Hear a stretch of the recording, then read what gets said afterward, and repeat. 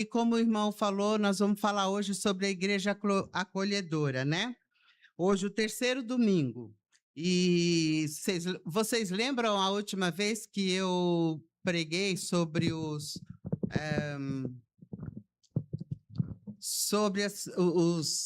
falsos profetas? Sim? Lembra que eu falei para vocês? Eu quero que vocês leiam em casa Jeremias 28. Alguém leu? Vocês acharam que eu ia esquecer? Eu falei, leiam Jeremias 28 para vocês conhecerem mais sobre os falsos profetas, né? Mas ninguém leu, mas continua aí. Eu vou esperar que na próxima que eu vier aqui eu vou cobrar de novo. Amém? Então, eu vou ler rapidinho o texto só para não perder o costume. Diz assim, Atos, capítulo 2, versículo 42 ao 47. Diz assim, todos se dedicavam de coração ao ensino dos apóstolos, à comunhão, ao partir do pão e à oração. Havia em todos eles um profundo temor, e os apóstolos realizavam muitos sinais e maravilhas. Os que criam se reuniam num só lugar e compartilhavam tudo o que possuía. Vendiam propriedades e bens e repartiam o dinheiro com os necessitados. Adoravam juntos no templo diariamente. Reuniam-se nos lares para comer e partiam pão com grande alegria e generosidade, sempre louvando a Deus e desfrutando a simpatia de todo o povo. E a cada dia o Senhor lhes acrescentava aqueles que iam sendo salvos.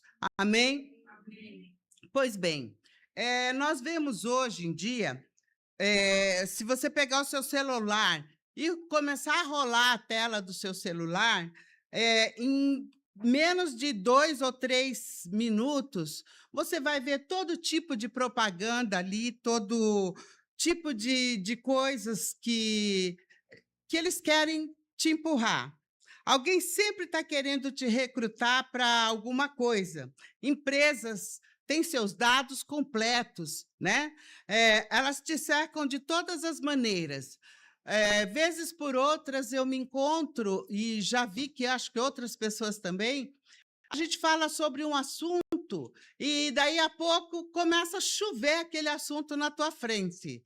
Eu, por exemplo, outro dia saí com meu sobrinho para ver carro e agora, quando eu abro o meu Facebook ou quando eu abro o meu Instagram, só tem propaganda de carro, né? Eu falo, mas como é que eles souberam que eu fui lá na concessionária e tal? Não, eu fico assim, né, meio, porque eu sou meio atrasada, eu sou assim, analfabete. Então, eu não entendo muito desse negócio de computação. E aí, nós falamos de carro, mas a gente foi numa coisa mais, né? Agora está aparecendo automóvel, gente, até no meu Facebook. Aparece carro da Volvo, Jaguar. Eu falo, gente... Eu recebo. Entenderam? Então, assim, você vê que todos os lugares, as pessoas, toda marca, toda plataforma, essa figura pública, ela esforça o máximo para fazer você querer participar dela. Na maioria das vezes, elas estão explorando uma necessidade ao invés de atendê-la. Essa realidade torna ainda mais doloroso o fato de que a igreja moderna, a comunidade, a igreja que devia acolher, né, que por tantas vezes construiu e constrói o oposto daquilo que nós estamos vivendo. A igreja que era para estar nesse lugar de acolhimento, ela não faz isso.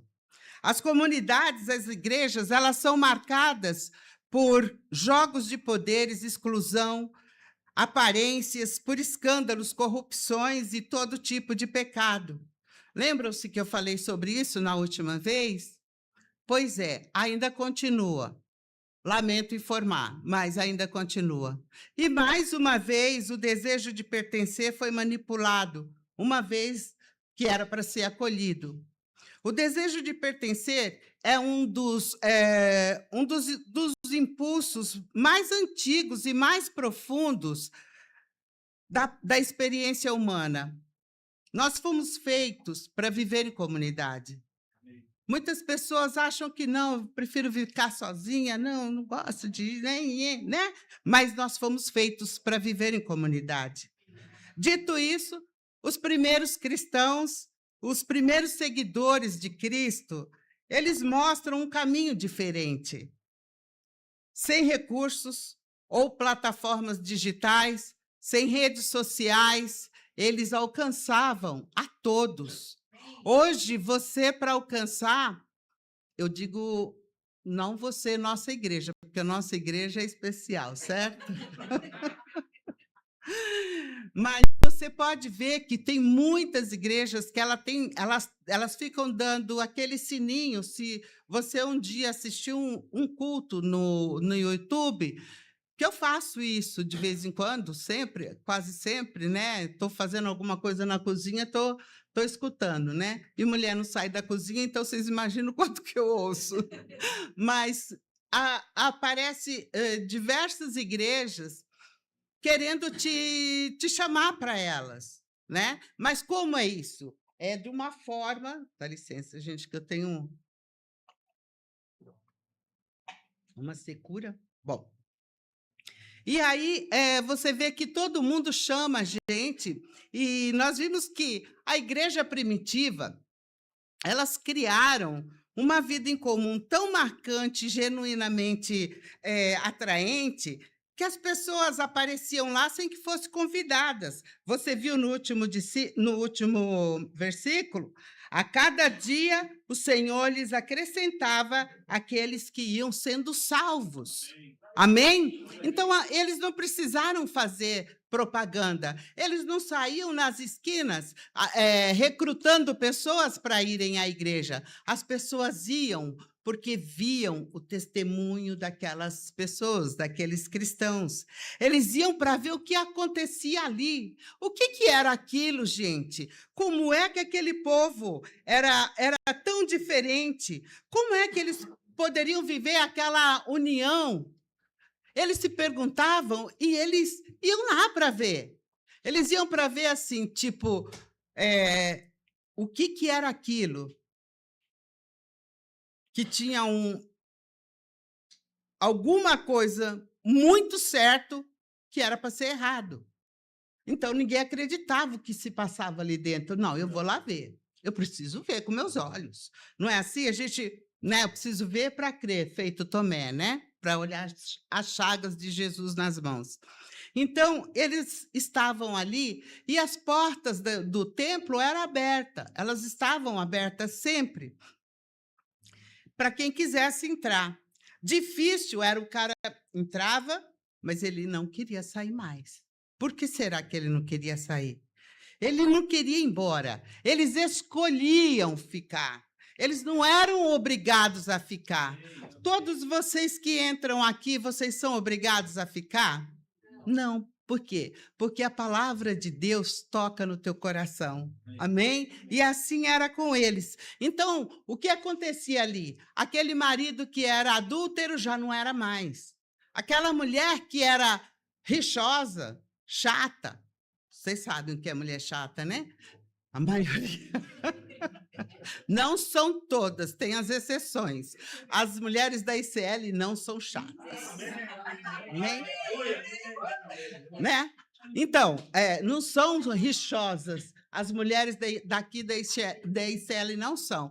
Então, assim, aquelas mulheres que eram chatas, os filhos que eram rebeldes, todos eram transformados, gente. Então, todo mundo queria ir ali para ver o que tinha, porque eles achavam assim, o que está dando certo?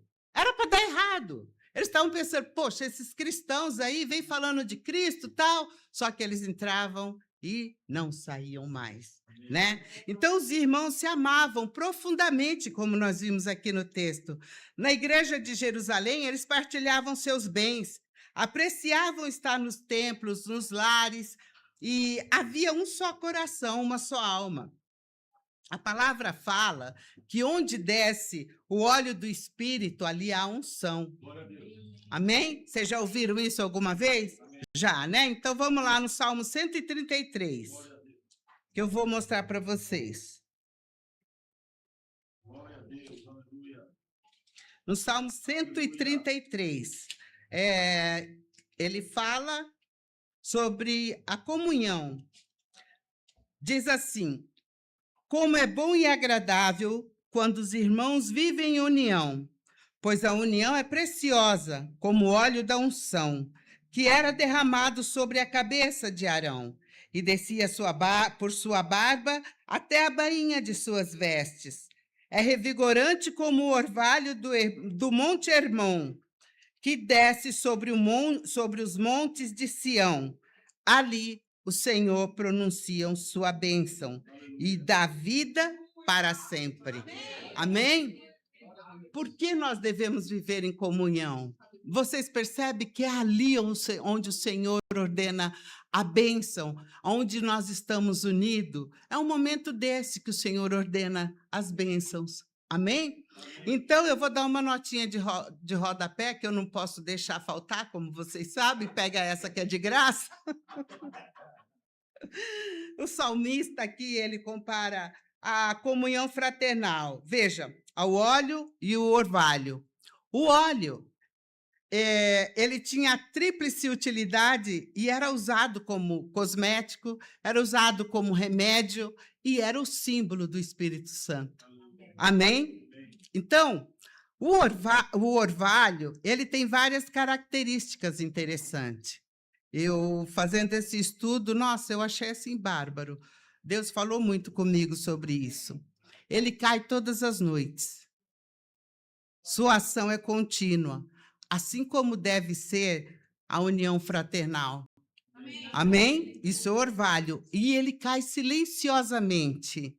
Diferente da chuva. Ele vem sem trovões, ele vem sem raios, ele simplesmente chega e cai. Amém? Ele age sem alarde. Assim é a comunhão fraternal. Ela age de forma terapêutica, sem fazer barulho. E cai durante a noite, ou seja, nas horas mais escuras da nossa vida. Às vezes nós temos uns momentos escuros. Não sei vocês, mas eu tenho. E é quando atravessamos esses vales escuros da dor que a ação benfazeja da amizade desce sobre a nossa vida como orvalho restaurador. Amém? Sempre traz renovo, sempre traz refrigério, depois de um dia de calor escaldante. Sempre você vai receber esse orvalho do Senhor, esse óleo do Espírito. Amém? Amém. E a igreja fraternal, ela traz essa beleza. Quando a gente fala da igreja acolhedora, é esse tipo de beleza que ela traz para nós. É como cair do orvalho, é como o óleo do Espírito na nossa vida. Então, ela traz essa beleza aos relacionamentos, produz alívio na dor e é instrumento de cura emocional e espiritual. E a comunhão é a expressão visível da ação do Espírito derramando amor de Deus no coração dos crentes, tornando-os em discípulos de Cristo. Todos nós somos aqui discípulos de Cristo. Por quê? Porque nós estamos buscando essa união. Talvez você está sentado aí do lado de alguém que está passando o momento de horas escuras da noite e você não está querendo saber, porque não é importante para você. Não vai te dar like, mas Jesus está vendo. Amém? Jesus está do seu lado. Jesus está te acolhendo. Aonde você for, o Senhor, o Espírito Santo, ele te acolhe. Amém? Por trás deles estava a palavra kainonia, que o presbítero falou a semana passada, que quer dizer viver em comunhão. Do grego quer dizer comunhão. né? E fala de uma vida compartilhada, marcada pela participação mútua, que exige a entrega de cada um, uma entrega de amor com orações. Amém? Nós falamos no começo que as orações, o presbítero falou, também estão dentro desse texto, também são importantes, porque nós temos o culto de quarta-feira, é um momento exclusivo de orações. Amém? Então, nós precisamos de companheirismo, cuidado. Eles ali naquela igreja, eles eram tão cuidadosos, eles eram tão amorosos entre si, eles cuidavam das viúvas. Você sabe que naquela época as viúvas eram largadas, elas eram soltas. Elas não tinham assim uma pessoa que cuidasse delas. E a igreja, essa igreja, ela tratou logo de suprir essas viúvas. Eles supriam materialmente e supriam também espiritualmente as viúvas. As mulheres, a gente diz assim, as viúvas, mas tinha também as solteironas que os pais morreram, aquelas divorciadas, né? A gente fala as viúvas, mas é um todo. Aqui nós temos várias mulheres que estão só, mas nós somos acolhidas, nós somos cuidadas. Amém? Então, o texto aqui, em segundo lugar, ele fala da generosidade radical. Eles vendiam seus bens. Note bem. Nossa, que redundância, né? Vendiam seus bens. Note bem. Nós estamos falando da igreja primitiva, gente. Observe que Lucas, aqui no livro de Atos, ele fala que hoje não é um modelo a ser seguido, né? Porque nós não podemos esperar que isso aconteça, de as pessoas venderem os seus bens e trazerem para a igreja. Por que nós não podemos fazer isso, né, em nossos dias? Devido ao caráter de muitos líderes, devido ao caráter de muitos irmãos. Hoje seria um erro se fizéssemos isso. Na igreja primitiva, já houve isso? Vocês lembram de Ananias e Safira, que o presbítero falou a semana passada? Então, assim, ali, eles não tinham obrigação de vender os bens deles e levar até os apóstolos, mas eles venderam porque eles queriam, sei lá, mostrar que eles também estavam incluído na turma, fazendo parte do Aue, da galera, entende? Aí eles venderam e combinaram uma coisa horrível, que foi entregar um valor a menos do que aquele valor que ele tinha vendido. Vão mentir, né? Então, você vê que a mentira não dá certo. E, por causa da mentira, eles pagaram com a vida, tanto ele quanto a esposa. Os dois morreram, porque mentiram ao Espírito Santo de Deus. Eles não mentiram aos apóstolos. Agora, você imagina a igreja hoje nos nossos dias. Nós poderíamos fazer uma coisa dessas? Não, não poderíamos. Vamos ser honestos. Você chega lá, vende lá, você tem um único apartamento, onde você mora, você vende, tá o dinheiro aqui, né? E você vai morar onde? Embaixo da ponte? Vou morar de favor na frente dos outros, na casa dos outros? Não é isso que Deus quer para nós. Mas eu posso falar com muito orgulho da nossa igreja. Eu tenho orgulho. Eu estou aqui não sei há quanto tempo, mas faz tempo. Né? Como um lugar de comunhão verdadeira. Eu falo isso com orgulho mesmo, sabe? Um exemplo disso, eu sempre lembro do pastor Cláudio, quando eu estou preparando uma palavra. E ele sempre fala que aqui, depois do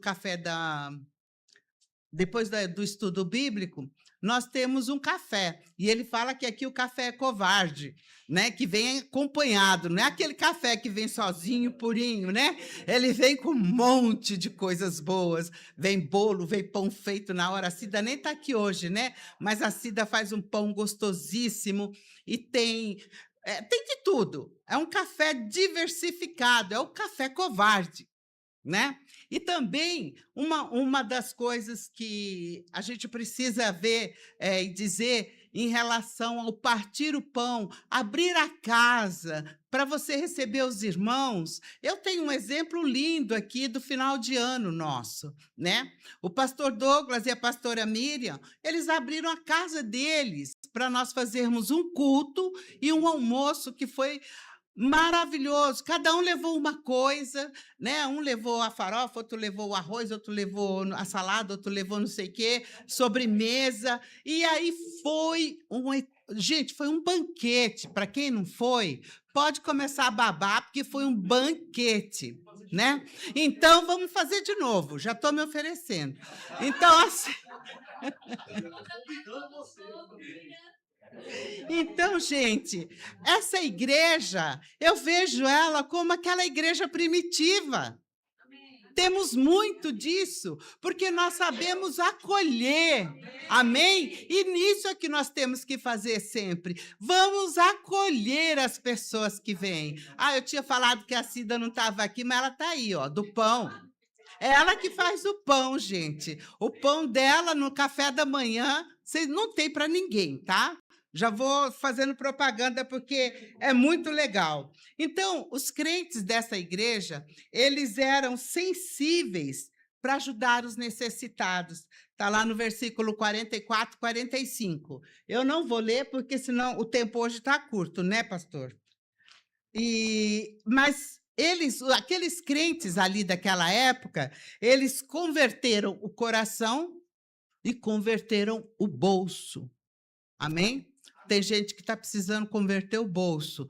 Põe a mão aqui e parece que tem um escorpião e não deixa sair mais, né? Não sai, não sai, não sai. Mas olha, nós estamos precisando fazer isso, como a igreja primitiva. Ali eles entregavam tudo. Nós não vamos entregar tudo, mas nós vamos entregar o suficiente para alugarmos aquele prédio. Amém? Vamos lá, vamos fazer isso. Todos nós vamos contribuir para isso, porque nós podemos fazer isso. Talvez eu não possa entregar em money, mas eu posso, sei lá, vender, fazer um tricô, pegar o meu pano de prato, vender, que eu pinto, né? Fazer propaganda do meu pano também. Então, assim, né? A gente pode contribuir de alguma forma. Ninguém é tão pobre que não possa fazer nada. Amém? Então, cada um usa aquilo que Deus te deu na mão para você ajudar. Porque isso é o exemplo de uma igreja acolhedora, né? O que Lucas descreve, quando eu digo ali compartilhar, eles compartilhavam as bênçãos espirituais também, materiais, né? E eles contavam aquelas bênçãos para as pessoas. Veja, eu vim de um lugar que, se você chegasse hoje aqui, eu contasse um testemunho de como Deus me deu um carro. E aí eu estou feliz, conto o testemunho, olha, foi assim, Deus agiu dessa forma, e pá, e tal, e coisa, e lá. Aí, no domingo próximo, eu vou ouvir no pedido da oferta, aquela pessoa vai me pedir o carro, meu carro que eu comprei, acabei de comprar. É sério, eu já passei por isso. Então, assim, eu falei um testemunho e comprei um carro zero, pai, eu não estava nos meus planos e Deus abençoou e tal. De repente, no domingo, só faltou falar o nome, o endereço, o RG e o CPF da Vanilda. Entregue o seu carro, aquele que Deus te deu, aquela bênção. Não, gente, não é isso. Entrega, mas não entrega assim. Isso não é coisa de Deus. Deus não quer esse sacrifício da gente. Deus quer que você dê com amor. Deus quer que você entregue, como essa igreja primitiva, que todos se alegravam quando um recebia uma bênção. O Fábio vir aqui contar uma bênção, eu vou me alegrar com a bênção dele. Amém? Então é isso que nós precisamos. A igreja, a convivência à mesa é isso. É nos alegrarmos com a alegria do outro, com a bênção do outro. Amém? O povo de Deus, eles viviam em comunhão o tempo todo. E essa comunhão, gente, verdadeira, era marcada pela ressurreição de Jesus. Eles falavam ali sobre essa ressurreição, porque eles criam que Jesus ressuscitou e eles poderiam fazer aquelas coisas. Eles poderiam se dar, eles poderiam se entregar. Aquelas pessoas, elas já não eram mais dominadas e apegadas aos bens. Elas já tinham descartado essa coisa de apego a bens materiais, né? Outro dia eu estava olhando minha casa e eu falei assim, gente, quando eu morrer eu vou dar tanto trabalho para minhas filhas, porque tem tanta quinquilharia, para que eu quero tudo aquilo? Não, é sério. Pode olhar vocês nas suas casas. Tem coisa que você não precisa. Por que você tem lá? A gente vai dar trabalho para que, quando a gente morrer, os filhos da gente, ou não, quem não tem, tem nora, vai sofrer mexendo naquilo tudo lá, para jogar fora, para dar, para quê? Sei lá, até nem. Vai ter gente que nem quer aquilo, vai falar, para que serve isso, meu Deus? Era do tempo lá de. A mulher nasceu em 59. Não vai servir para nada. Hoje está maior, mas aquelas quinquilharias ninguém quer mais. Quem quer caixinha de música? Fala para mim. Na minha época, se ganhava essas coisas do namorado. Não é, gente? Bom, vamos deixar de lado essa coisa aí, que senão vai sair coisa do arco da velha. Mas é sério, né? Então, aquelas pessoas, elas já não eram mais dominadas pelo apego aos bens materiais. Elas ofereciam o que possuíam, sustentavam uns aos outros com um amor sacrificial. E, na prática, eles sentavam-se à mesa juntos, né? O sentar à mesa naquela época era muito especial, porque a mesa, em primeiro lugar, ela nivela todo mundo. Você sentar na mesma mesa, você está sendo nivelado. Naquele contexto cultural da época, os gentios não sentavam junto com os judeus não sentavam junto com os escravos, e os escravos não sentavam com seus patrões, com seus senhores, e, na verdade, nada ali se combinava, pois, com essa igreja de Jesus Cristo, todos se sentavam à mesma mesa. Amém? A mesa era para todos. Quando a igreja partia o pão, de casa em casa, todas as barreiras sociais, elas caíam por terra. Por quê? Porque aquele que é pobre, ele ia comer do mesmo pão que o rico comia. Aquele que era escravo, comia do mesmo pão que o seu senhor comia. Então, partir do pão, o sentar à mesa, era isso. Essa divisão, não tinha essa divisão entre o grande e o pequeno. Sabe por quê? Porque o sentar à mesa não tem lugares VIPs. Não tem lugares VIPs. Aqui temos pastores, né? Mas nós não sentamos à mesa diferente de vocês. Nós estamos todos na mesma mesa. Amém? Todos estamos à mesma mesa. Quando a igreja de Jesus, a mesa é lugar de intimidade. Tem que ter intimidade. A mesa é um ambiente terapêutico de Deus, e onde as pessoas baixam a guarda, tiram as máscaras da religiosidade e compartilham a vida real. Quem se assenta no banco ou na cadeira da igreja, ela conhece os rostos, mas quem se senta à mesa conhece os corações. Vocês estão convidados a sentar à mesa. Amém? O púlpito proclama a verdade, mas é a mesa que demonstra o amor. Amém? Nós sempre acolhemos, porque todos à mesa. Quando nós fomos na casa do pastor Douglas e da pastora Miriam, eu não deixo de falar o nome da pastora também, porque tem gente que fala só o pastor Douglas, e nós temos ali a pastora querida, amada nossa, né? Então, quando nós fomos acolhidos à mesa. Ali houve união, aqui há união. Amém? A nossa mesa está posta. Daqui a pouco nós vamos partir o pão. Uma igreja acolhedora, ela atrai pelo que prega, mas retém pelo espaço que oferece a mesa.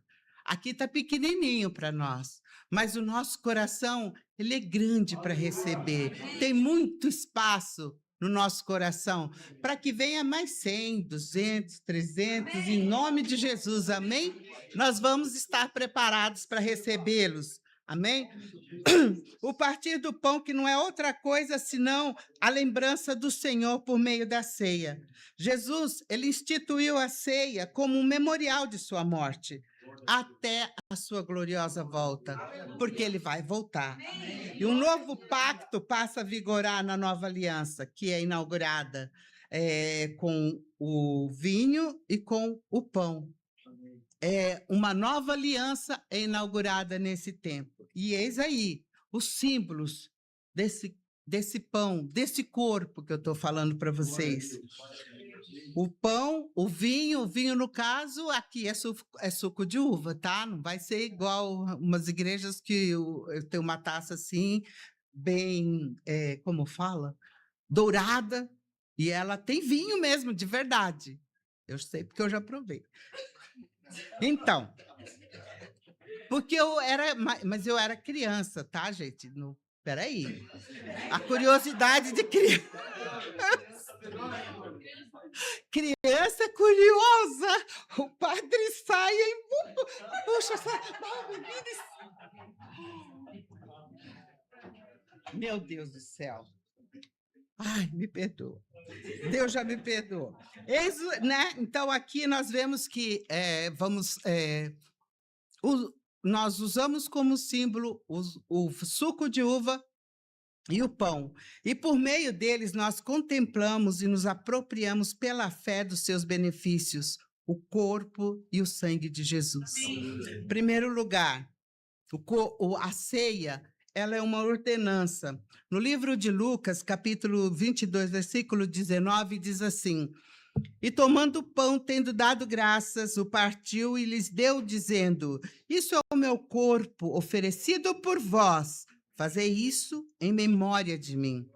É uma ordenância. Em segundo lugar, comemoração. Para recordarmos quem foi Jesus, o que ele fez por nós, quem ele representa para nós. Amém? Em terceiro lugar, agradecimento. Jesus, ele parte o pão em ação de graças. 1 Coríntios 12, 24 diz assim: agradeceu a Deus, partiu, agradeceu a Deus. Amém? Partiu e disse: este é o meu corpo que é entregue por vocês. Façam isso em memória de mim. Amém? Quarto, comunhão. Partilhe entre vocês. Partilhem entre vocês. Nós vamos partilhar entre nós. Reunimos-nos para celebrá-lo, pois é um ato comunitário. Façam isso em memória de mim. Amém? Em quinto, Lucas 22, 20 diz assim: depois da ceia, Jesus tomou o cálice de vinho e disse: este é o cálice da nova aliança, confirmada com meu sangue, que é derramado como sacrifício por vocês. Jesus inaugura a nova aliança em seu sangue. Nós somos aceitos pelo que ele fez por nós. Pelo sangue, nós temos livre acesso à presença do Pai. Daí, quando sabemos, todos nós, que ninguém vai ao Pai senão pelo Filho, porque precisou Cristo derramar o sangue dele para que nós participássemos da mesa, para que nós estivéssemos aqui, para que nós crêssemos que Jesus é o Senhor. Amém? E terminando, como eu disse que ia ser rápido, hoje eu fui rápida, né? A ceia aponta para o passado. E ali nós vemos a cruz de Cristo e o seu sacrifício. E isso significa a morte de Jesus na cruz como um ato de substituição. Ele tomou sobre si o castigo e a culpa dos pecados da humanidade. Pelo meu pecado, pelo seu pecado. Amém? Até quando eu tomei o vinho lá do padre, ele já me perdoou. Amém?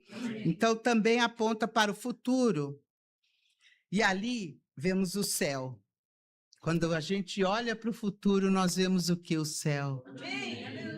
O céu, a festa das bodas do Cordeiro, quando ele nos receberá para o grande banquete celestial. Você está preparado? Numa mesa, um banquete celestial numa mesa. Nós vamos sentar juntos, chegar lá, você vai falar, ô, irmã Vanilda, você está aqui? Olá, irmão Cláudio, você está aqui? Que bênção te ver aqui. Glória a Deus, todos nós estaremos lá.